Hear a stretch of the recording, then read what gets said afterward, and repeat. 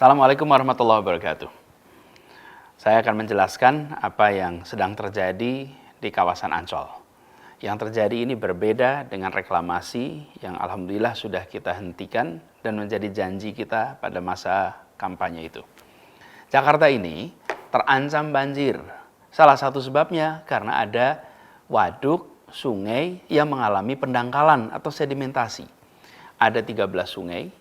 Kalau di total panjangnya lebih dari 400 km, ada lebih dari 30 waduk, dan secara alami mengalami sedimentasi. Karena itulah kemudian waduk, sungai itu dikeruk terus-menerus, dan lumpur hasil kerukan itu dikemanakan? Lumpur itu kemudian ditaruh di kawasan Ancol. Dan proses ini sudah berlangsung cukup panjang, bahkan menghasilkan lumpur yang amat banyak, 3,4 juta meter kubik.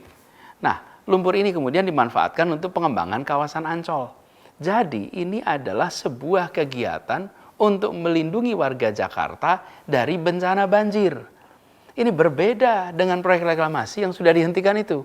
Itu bukan proyek untuk melindungi warga Jakarta dari bencana apapun. Di sana ada pihak swasta berencana membuat kawasan komersial, membutuhkan lahan, lalu membuat daratan, membuat reklamasi. Jadi di situ bahkan ada unsur menerabas ketentuan lingkungan hidup, ada unsur hilangnya hajat hidup para nelayan, karena sebagian berhadapan dengan perkampungan nelayan, misalnya di Kamal Muara, di Muara Angke. Lalu ini juga berhadapan dengan kawasan Cengkareng Drain dan muara Sungai Angke.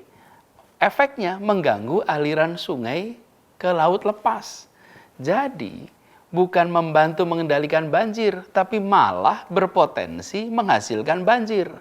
Nah, kegiatan reklamasi yang 17 pulau itu, pantai, sudah dihentikan dengan cara mencabut 13 izin atas pantai pulau sehingga tidak bisa dilaksanakan. Lalu 4 yang sudah terlanjur jadi harus mengikuti semua ketentuan hukum dan juga ikut memberikan manfaat bagi masyarakat. Itu janji kita dan alhamdulillah itu sudah dilaksanakan. Jadi alhamdulillah itu sudah tuntas. Jadi kembali kepada soal Ancol ini. Lumpur hasil pengerukan sungai dan waduk itu memang menambah lahan bagi Ancol. Dan penambahan lahan itu istilah teknisnya adalah reklamasi. Tapi beda sebabnya, beda maksudnya, beda caranya, beda pemanfaatannya dengan kegiatan yang selama ini kita tentang reklamasi 17 pulau itu. Dan ini bukan bagian dari kegiatan reklamasi 17 pulau itu. Ini adalah bagian dari usaha menyelamatkan Jakarta dari bencana banjir. Jadi, masalahnya bukan sekedar soal reklamasi atau tidak reklamasi. Masalahnya adalah kepentingan umumnya di mana? Rasa keadilan sosialnya di mana? Ketentuan hukumnya bagaimana? Nah, yang 17 pulau itu tidak sejalan dengan kepentingan umum, kemudian ada permasalahan dengan hukum, ada mengganggu rasa keadilan. Sementara yang di Ancol ini adalah proyek pemerintah untuk melindungi warga Jakarta dari banjir, lalu dilakukan pengerukan sungai, waduk, yang kemudian menghasilkan lumpur. Di situ kemudian muncul yang biasa disebut tanah timbul karena penimbunan lumpur di sana. Jadi pengerukannya oleh pemerintah, pengelolaan lahannya oleh pemerintah, dan pemanfaatannya untuk seluruh rakyat.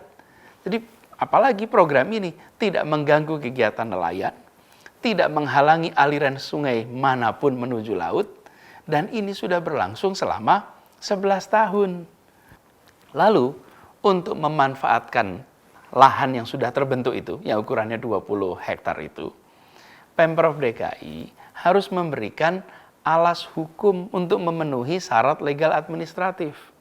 Untuk itulah kemudian Keputusan Gubernur nomor 237 2020 dikeluarkan sehingga tanah itu bisa dimanfaatkan dan bisa dimanfaatkan segera untuk kepentingan publik. Mungkin jadi pertanyaan, bila yang dibutuhkan itu memang hanya lahan 20 hektar, kenapa pemberian izinnya seluas 155 hektar? Jadi begini, pengerukan ini akan jalan terus. Pengerukan sungai, waduk, bahkan ke depan penggalian terowongan MRT, tanahnya pun akan ditimbun di tempat ini. Karena itulah ada kajiannya, dan dari hasil kajian AMDAL, lokasi yang dibutuhkan adalah sebesar 155 hektar. 120 hektar di sisi timur, 35 hektar di sisi barat. Yang juga disediakan kawasan yang nanti akan bersebelahan dengan stasiun MRT di Ancol. Jadi, apa yang dikerjakan oleh Pemprov DKI Jakarta, kemudian BUMD milik Pemprov DKI Jakarta, dalam hal ini adalah pembangunan Jaya Ancol, adalah untuk melindungi warga Jakarta dari bahaya banjir, dan kegiatan ini, perluasan ini bukan dipakai untuk kepentingan eksklusif, sekedar komersial, tapi justru manfaat dari lumpur hasil kerukan itu jadi lahan yang dipakai sebanyak-banyaknya untuk manfaat masyarakat di Jakarta. Lalu selama 11 tahun ini berjalan tenang-tenang saja. Mengapa? Ya sederhana, karena penimbunan ini tidak mengganggu kegiatan nelayan. Kawasan ini jauh dari perkampungan nelayan. Kawasan ini berdampingannya dengan apa? Berdampingan dengan kawasan industri Ancol, dengan pelabuhan Tanjung Priuk, dengan daerah pantai Taman Impian Jaya Ancol. Dan terkait lingkungan hidup, pihak Ancol diwajibkan untuk melakukan AMDAL dan semua kewajiban turunannya. Karena itu saya tegaskan bahwa pelaksanaan pengembangan kawasan Ancol ini memang bukan bagian dari proyek reklamasi yang bermasalah itu. Mungkin jadi pertanyaan, mengapa sekarang jadi ramai, jadi riuh rendah? Begini, setelah terbentuk 20 hektar lahan ini, belum punya status hukum, efeknya lahan itu tidak bisa dimanfaatkan. Untuk bisa dimanfaatkan, Pemprov DKI harus mengurus hak pengelolaan lahan. Kemana? Ke Badan Pertanahan Nasional. Dan itu semua membutuhkan persyaratan legal administratif agar lahan ini punya alas hukum dan bisa dimanfaatkan. Itu sebabnya bulan Februari lalu proses legal administratifnya dilakukan. Dan di kawasan ini akan diambil 3 hektar dari 120 yang direncanakan, dari 20 yang sudah ada, hanya 3 hektar untuk membangun museum sejarah Nabi. Museum sejarah Nabi ini akan menjadi museum yang dibangun di tepi pantai, bagian dari kawasan Ancol, dan museum ini akan menjadi museum terbesar tentang sejarah Nabi di luar Saudi. Insya Allah ini akan menjadi magnet bagi wisatawan bukan hanya Indonesia, tapi seluruh dunia.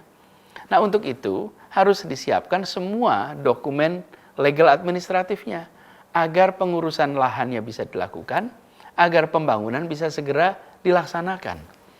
Lalu mungkin ada pertanyaan, mengapa perlu ada perluasan Ancol? Ya, kawasan ini memang dirancang untuk berkembang sebagai pusat kegiatan wisata. Bukan saja bagi Indonesia, tapi harapannya bagi Asia Tenggara, bahkan Asia. Ancol saat ini ukurannya sekitar 200 hektar. Setiap tahun ada lebih dari 20 juta pengunjung. Manfaat ekonominya bagi Jakarta amat besar. Jadi, lahan yang sekarang terbentuk akan dimanfaatkan untuk pengembangan, dirasakan manfaatnya bagi masyarakat luas, dan bukan cuma untuk museum sejarah Nabi, tapi ini menjadi kawasan pantai terbuka untuk masyarakat, dan kita ingin kawasan Ancol ini menjadi yang terbesar dan yang terbaik sebagai kawasan liburan di Asia. Jadi, dikeluarkannya Kegub ini untuk memanfaatkan lahan yang sudah dikerjakan selama 11 tahun dan sama sekali tidak mengingkari janji. Justru ini menjadi pelengkap bahwa kita memang mengedepankan kepentingan umum, mengedepankan ketentuan hukum, mengedepankan keadilan sosial. Proses pembangunannya pun tidak merugikan nelayan. Dan kawasan ini terbentuk dari lumpur hasil pengerukan sungai untuk mencegah banjir. Jadi semuanya mengikuti ketentuan hukum yang ada. Dan pelaksananya pun adalah BUMD milik Pemprov DKI Jakarta yang harus mentaati semua ketentuan hukum termasuk ketentuan AMDAL. Lalu nantinya menjadi pantai yang terbuka untuk rakyat. kawasan liburan bagi semua. Dan insya Allah bisa menjadi pusat liburan bagi masyarakat Indonesia, bahkan Asia Tenggara. Jadi ini penjelasan saya terkait dengan kegiatan yang sedang berlangsung di Ancol. Sekali lagi saya tegaskan, insya Allah semua janji itu telah dan akan terus dilaksanakan. Semua ikhtiar dilakukan untuk melaksanakan amanah ini dengan sebaik-baiknya. Sambil selalu berdoa kepada Allah Subhanahu wa taala, semoga selalu diberikan petunjuk, selalu dibukakan jalan-jalan yang lempang. Dan saya berharap dari semua, mohon doakan agar bisa amanah dalam menjalankan tugas ini. Terima kasih. Semoga Allah Subhanahu wa taala merahmati kota Jakarta dan Allah Subhanahu wa taala melindungi kita semua. Assalamualaikum warahmatullahi wabarakatuh.